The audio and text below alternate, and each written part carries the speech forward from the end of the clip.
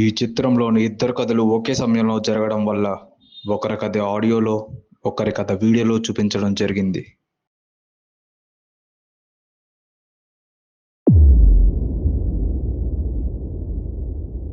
వీరమాచిరేని శ్రీనివాసరాయుడు కర్ణాటక రాజుగా పిలువబడే వేగరాజు సత్యనారాయణరాజు దగ్గర డిసెంబర్ 12, 2011 సంవత్సరాన కొన్ని వ్యక్తిగత కారణాల రీత్యా తన ఫ్యాక్టరీ ఒరిజినల్ ఆస్తి కాగితాలను తాకట్టుగా పెట్టి ₹2 వడ్డీకి 6,40,00,000 తీసుకున్నారు.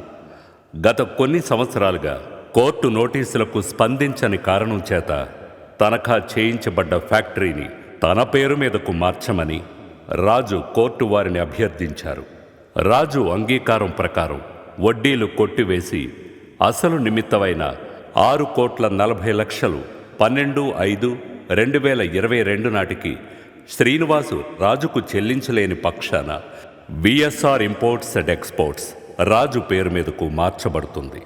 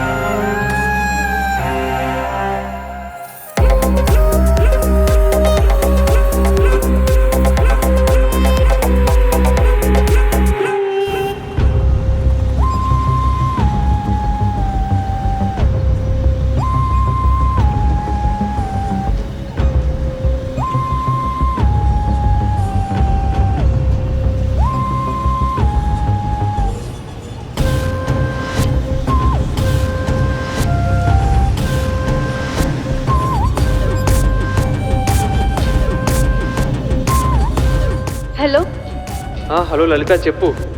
హలో అన్నయ్య. లలిత, నీ వాయిస్ నాకు వినిపించట్లేదు, కొంచెం పక్కొచ్చి మాట్లాడు. హలో, ఇప్పుడు వినిపిస్తుందా? అసలు వినపట్లేదు లలిత, నేను మెటీరియల్ లోడింగ్లో ఉన్నాను, నేను తర్వాత కాల్ చేస్తాను, కొంచెంసేపు. అన్నయ్య, అమ్మకి స్ట్రోక్ వచ్చింది.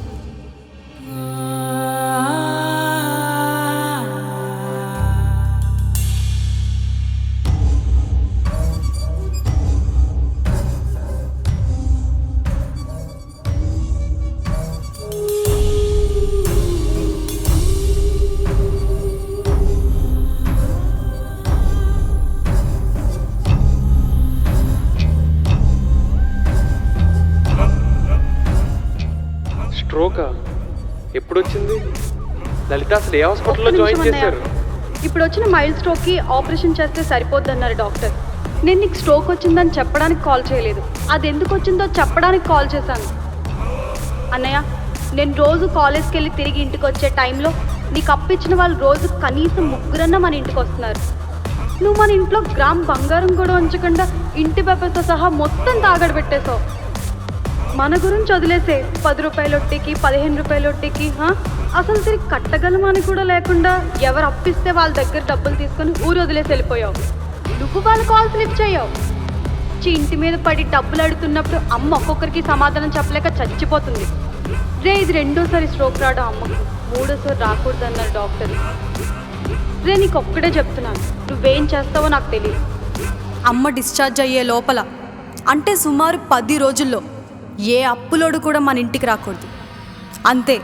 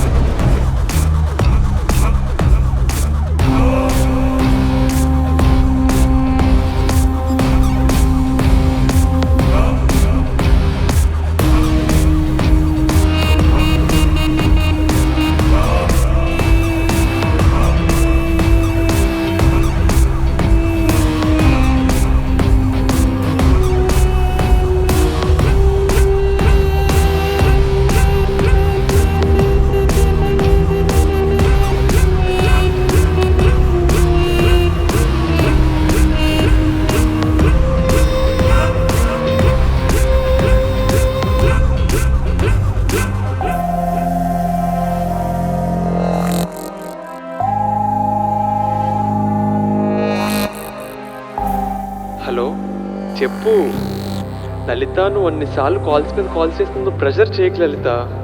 నేను డబ్బులు పంపించే పనిలోనే ఉన్నాను. ఏంటవి ఆ వాట్సాప్లో మెసేజ్లు చిరాగ్గా? నీకు తెలుసు కదా లలిత, నాకు అమ్మ అంటే ఎంత ఇష్టమో. దయచేసి నన్ను కొంచెం టెన్షన్ పెట్టకు. రేపు పొద్దునే కదా మా ఆపరేషన్ చేసేది.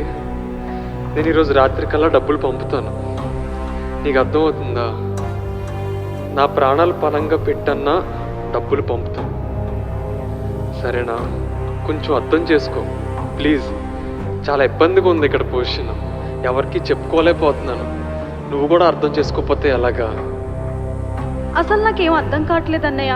హాస్పిటల్ బిల్లు కూడా కట్టలేని పరిస్థితి ఏంట్రా మనకి? అసలు ఏం చేసావురా ఈ డబ్బంతా? నువ్వేం వ్యాపారం చేసి పోగొట్టుకోలేదురా. నాకు తెలుసు నీ గురించి. ఖచ్చితంగా నిన్ను ఎవరో మోసం చేస్తున్నారు. చెప్పన్నయ్య, ఎవరిని నమ్మి మోసపోతున్నావు? డబ్బులు అరేంజ్ అయ్యాక నేనే కాల్ చేస్తాను లలిత.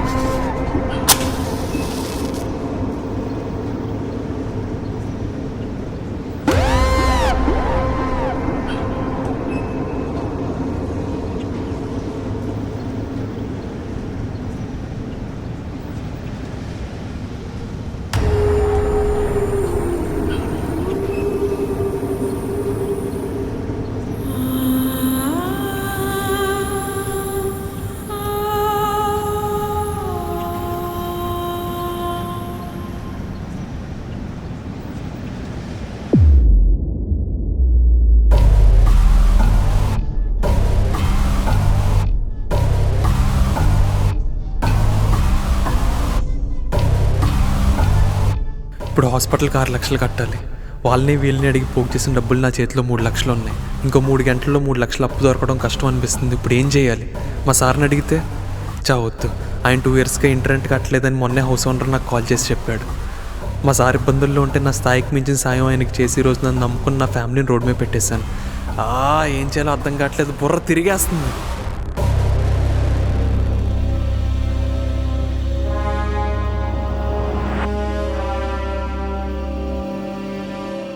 అన్నావు కింగ్స్ ఇవ్వు. ఇస్తానులే కానీ ఈరోజు చెన్నై మీద వేద్దాం అనుకుంటున్నాను, ఏమంటావు? వెళ్ళన్నా, ఫైనల్స్ అంటే ముంబైయే, కన్ఫర్మ్ ముంబై కొట్టేస్తుంది. కావాలంటే నువ్వు కూడా వేసుకో 10,000 ఖర్చులకి. క్రికెట్ బెట్టింగ్ నో విజయ్, అస్సలొద్దు. బెట్టింగ్ అనే ఒక ఆప్షన్ ఉందని మర్చిపోను. నీ కళ్ళ ముందే బెట్టింగ్లో వినాశనాన్ని చూసావు, అస్సలు చేయొద్దు. హాస్పిటల్ బిల్ కట్టాలి. ముంబై కొట్టేస్తుంది. హాస్పిటల్ బిల్ కట్టాలి. హాస్పిటల్ బిల్ ముంబై బిల్ కట్టాలి. హాస్పిటల్ బిల్ ముంబై కొట్టేస్తుంది. ఫైనల్స్ అంటే Mumbai. Hospital hospital Mumbai Mumbai Mumbai bill కట్టాలి. బిల్ కట్టాలి. బిల్ కట్టాలి.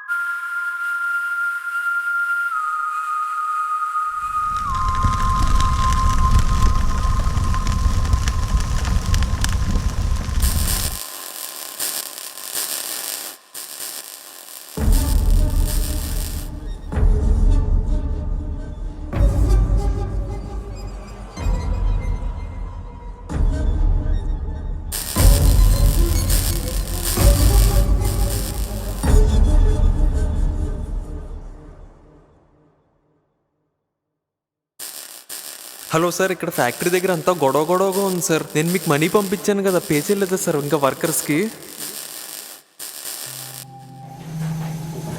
విజయ్, నేను చాలా పెద్ద తప్పు చేశాను రా.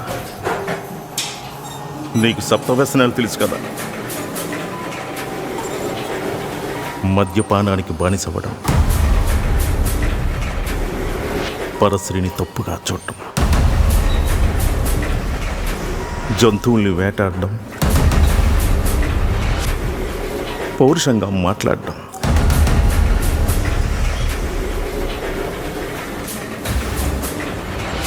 కఠినంగా దండించడం,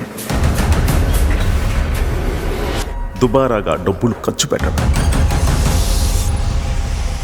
ఈ 6 వ్యసనాల నుండి బయటకు రావడానికి చాలా మార్గాలు ఉన్నాయి, కానీ ఎంత ప్రయత్నించినా బయటకు రాలేని ఒక వ్యసనం నాకు అలవాటైంది. నేను గాంబ్లర్.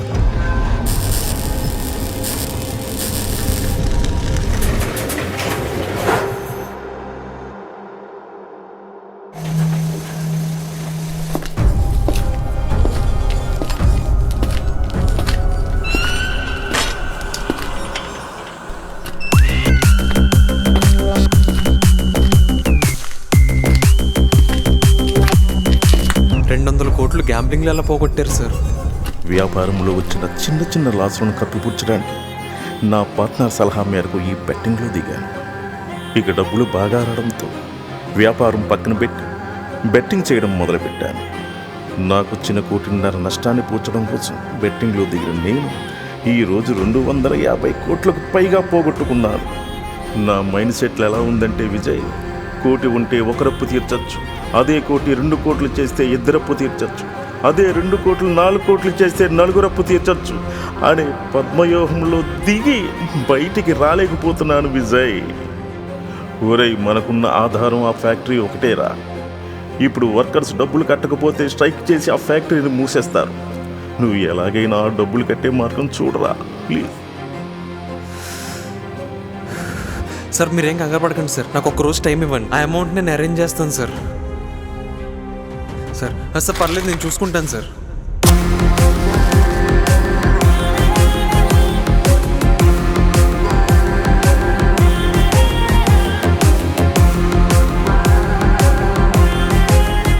నువ్వు నా కొడుకులాంటోడు విజయ్. ఎట్టి పరిస్థితుల్లోనూ ఈ బెట్టింగ్ జోలికి వెళ్ళాలని చెప్పి నాకు మాట ఇవ్వరా. నేను ప్రాణం పోయినా గ్యాంబ్లింగ్ చేయను సార్.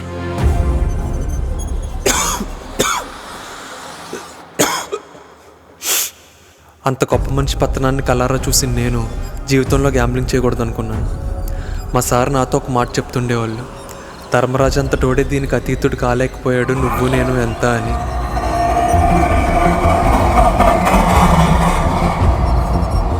కానీ నా సాయశక్తులో ఎంత ప్రయత్నించినా నాకు ఆపరేషన్కి సరిపడా డబ్బులు అడ్జస్ట్ అవ్వలేదు. అన్ని దారులు మూసుకుపోయాయి అనుకున్నప్పుడు నాకు కనిపించిన ఒకే ఒక్క దారి గ్యాంబ్లింగ్. ఈ ఒక్క మ్యాచ్ నన్ను ఎలాగైనా నెక్కించు తల్లి. నేను జీవితంలో మళ్ళీ గ్యాంబ్లింగ్ జోలికి రాను.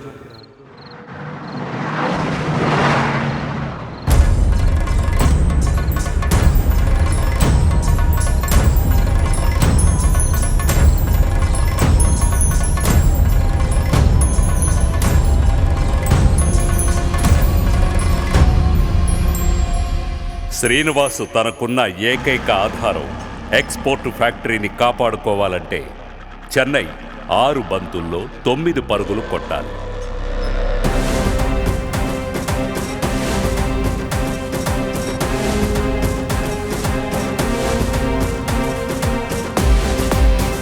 శ్రీనివాస్ ఏకలవ్య శిష్యుడైన విజయ్ తన తల్లి ఆపరేషన్కు డబ్బులు కట్టాలంటే ఇదే చెన్నై 6 బంతుల్లో 9 పరుగులు కొట్టకూడదు.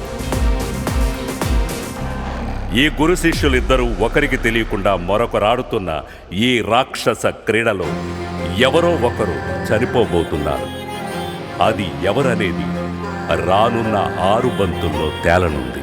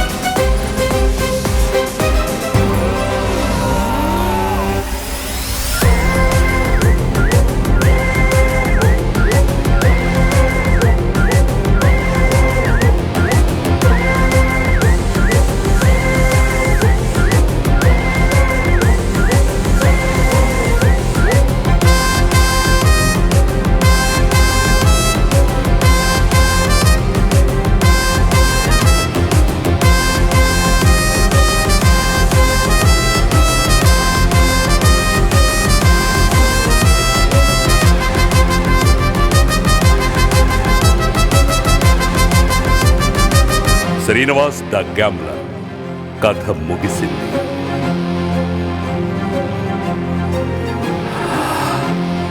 విజయ్ ద గ్యాంబ్లర్ కథ మొదలయ్యింది.